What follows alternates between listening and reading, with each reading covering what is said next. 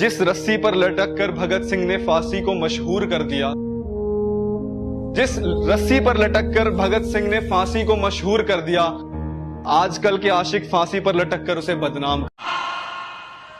लहू से मेरी पेशानी पे हिंदुस्तान लिख देना।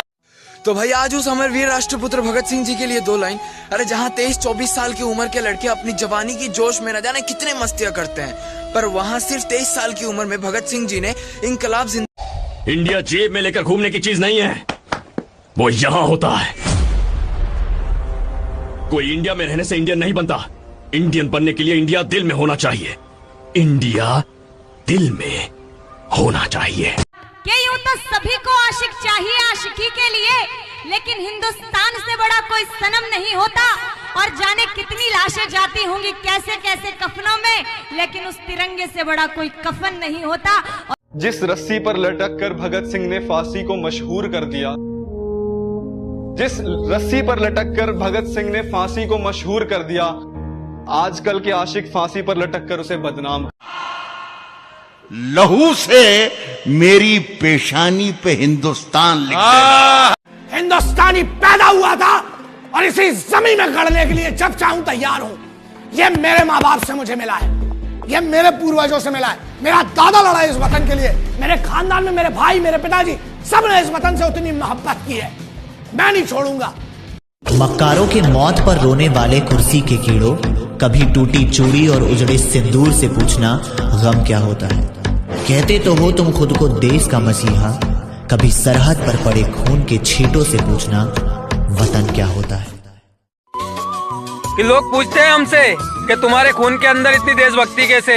हम कहते हैं उनसे कि ये असर है उस मिट्टी का जो हम बचपन में खाया करते थे। जय हिंद। झंडा लो ना साहब। अरे कोई एक धंधा पकड़ के चलते क्यों नहीं हो तुम लोग? कभी रुमाल बेचते तो कभी गुब्बारे, आज झंडे बेचे चले। लो ना साहब, झंडा लो ना। कोई ऐसा चीज है जो तुम नहीं बेचते हो?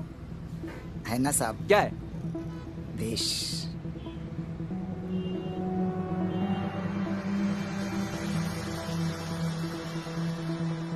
देश नहीं बदलता भाषणों और वादों से, देश तो बदलता है चमधनी की रातों से। कोई कहता है कि हिंदू खतरे में है, तो कोई कहता है कि मुसलमान खतरे में है। गौर से देखो यारों, मुझे लगता है कि हिंदुस्तान खतरे में है। अपना दिल अपनी जान ताकि जीता रहे अपना हिंदुस्तान। हम इस वतन के लिए। हमारा तिरंगा भी लहराता इसलिए नहीं क्योंकि हवा चलती है, लहराता इसलिए है क्योंकि इस पर शहीद होने वाले, मर मिटने वाले हमारे जवान और हमारे अफसर्स इस पागल नहीं हुए यार, मैं नॉर्मल सा आदमी हूँ। कभी मिलिए मुझसे, सामान्य से आदमी हूँ। हाँ, अगर रैप्टा खाने की इच्छा हो तो मेरे वतन के लिए कुछ बोलिएगा, फिर बताता हूँ मैं कौन टाइप का हूँ। मातृभूमि ने हमें बुलाया है, अब जाना होगा। मातृभूमि ने हमें बुलाया है, अब जाना होगा।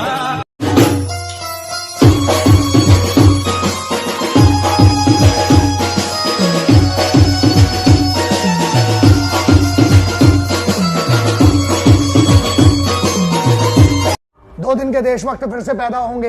2 दिन की इंकलाब जिंदाबाद, भारत माता की जय चिल्लाएंगे। अपने फेसबुक का स्टेटस चेंज करेंगे, तिरंगा लगाएंगे, व्हाट्सएप की डीपी चेंज करेंगे, इंस्टाग्राम पर फोटो शेयर करेंगे, फिर दारू पी के तिरंगे को जमीन पर फेंक देंगे। हमारा काम तब शुरू होता है, फिर से दूसरे दिन निकलेंगे, फिर उन तिरंगों को उठाएंगे, अपनी छाती से लगाएंगे और फिर उन्हें अपने पूजा की जगह पर रखेंगे। वो है मेरे लिए ये हिंदुस्तान मुर्दाबाद।